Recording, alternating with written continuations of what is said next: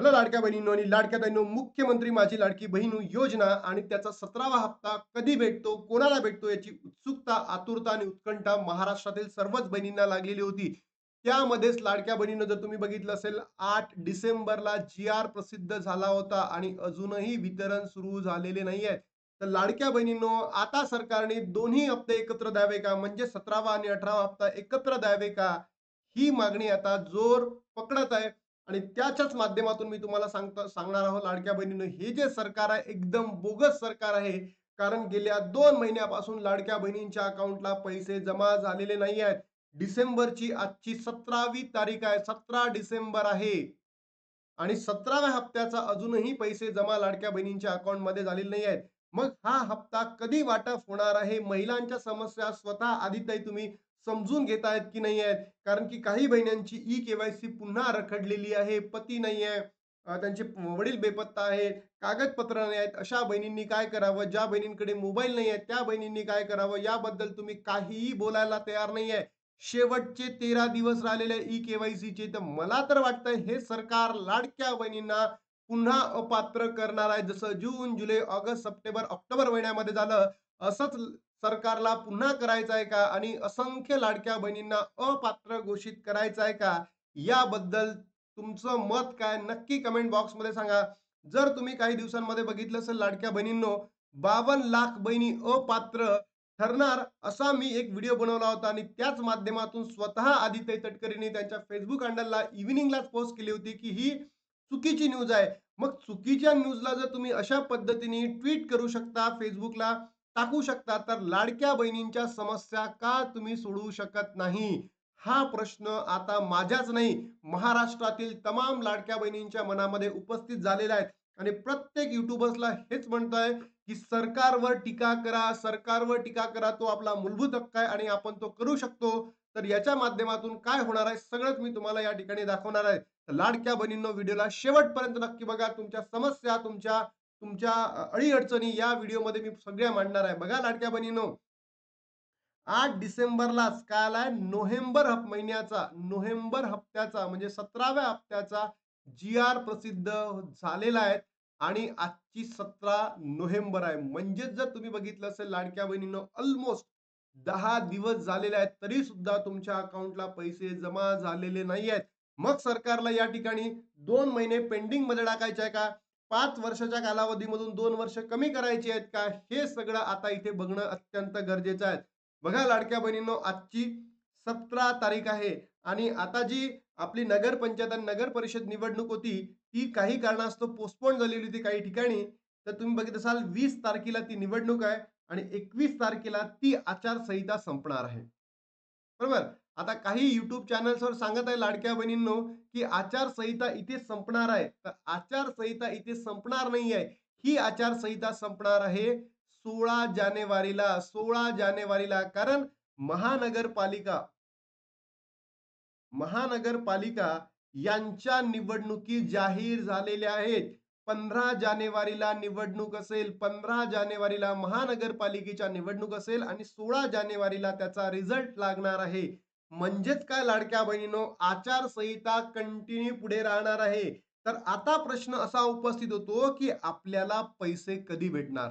तर बघा लाडक्या बहिणींनो, माझ्या मते मला असं वाटतं, की तुम्हाला तुमच्या अकाउंटला पैसे क्रेडिट होण्यासाठी पुढचा वीक वाट बघावी लागेल. म्हणजे आज तर होणारच नाही, उद्या नाही, परवा नाही. तुम्हाला तुमच्या अकाउंटला या तारखांमध्ये पैसे जमा होऊ शकतात. या तारखा म्हणजे काय? 22, 23, 24, 25, 26. तुम्ही म्हणाल, "सर एवढे दिवस का?" कारण लाडक्या बहिणीनो, 22 तारखेला आपल्या आदितीताई काय करतील? कमेंट करतील आणि त्याच्या माध्यमातून आपल्याला पुढचे 3 दिवस पैसे वितरण होऊ शकतात. आता मला सरकारला हे म्हणायचं आहे, जर तुम्ही फक्त आणि फक्त नोव्हेंबरचाच हप्ता देणार, तर मग डिसेंबरचा हप्ता कधी देणार? डिसेंबरचा हप्ता कधी देणार? बघा लाडक्या बहिणींनो, तुम्हाला काय वाटतं हे मी या ठिकाणी सांगतो. कारण जर सरकारने नोव्हेंबरचाच हप्ता आपल्याला दिला आता, तर डिसेंबरचा हप्ता का जानेवारी संपल्यावर देणार आहे?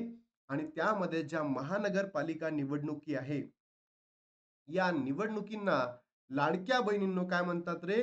मिनी विधानसभा निवडणूक. आणि या मिनी विधानसभेच्या निवडणुकीला किंवा पार्श्वभूमीला किंवा पूर्वभूमीला आपल्याला दोन्ही महिन्याचे पैसे एकत्र द्यावे, ही माझ्या लाडक्या बहिणींची आता मागणी आहे आणि त्यांना असंच वाटत आहे, की 2 महिन्याचे पैसे एकत्र द्यावे म्हणजेच 23, 24, 25 मध्ये डिसेंबरमध्ये डिसेंबरचाही हप्ता आणि जानेवारीचा हप्ता सुद्धा एकत्र द्यावा, अशी मागणी लाडक्या बहिणींची आहे आणि असंच सरकारने करायला पाहिजे. तुम्ही जर बघितलं असेल याच्यामध्ये खरंच देऊ शकता का? तर मला असं वाटतं, हो, देऊ शकतं. कारण त्यांनी जो निधी आहे ना, जाहीर केलेला आहे. 17व्या हप्त्याचा त्यांनी निधी जाहीर केलेलाच आहे, जी-आर आणलेलाच आहे.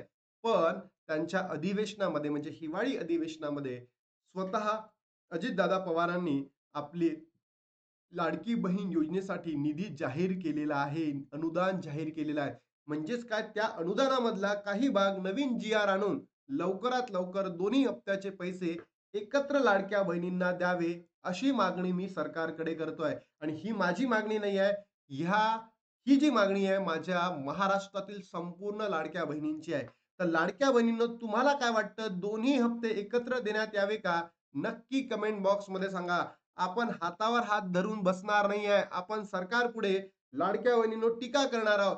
बघा, महाराष्ट्रातील पहिला यूट्यूबर असेल अशा पद्धतीचे मी थंबनेल बनवलेला आहे, की सरकारवर डायरेक्ट टीका केली आहे. बोगस सरकार आहे लाडक्या बहिणींनो.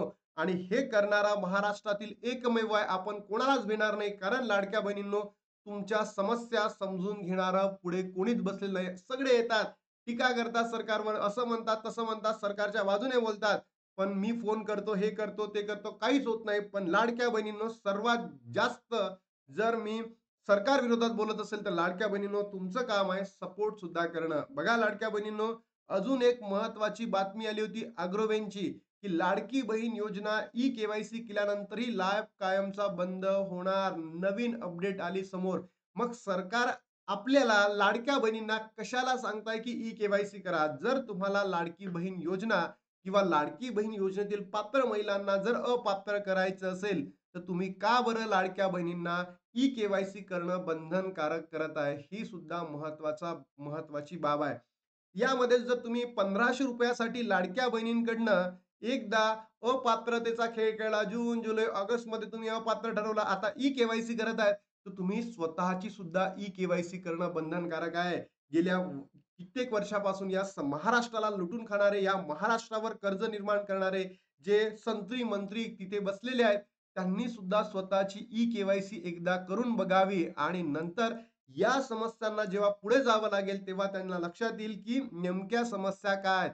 या गोरगरिबीन बहिणींसाठी जर सरकार आता पुढे येत नसेल, तर सरकारने सर्वात लगेच्या लगे राजीनामा देऊन आपली जे कार्यस्थिती आहे बाजूला करावी आणि दुसऱ्या पक्षांना स्थान द्यावे, अशी मी मागणी सरकारकडे करतो. आपण सरकार इथे काहीही बोलणार नाही. सरकार इथे काहीही रिप्लाय करणार नाही. हे सुद्धा मी तुम्हाला सांगतो लाडक्या बहिणींनो.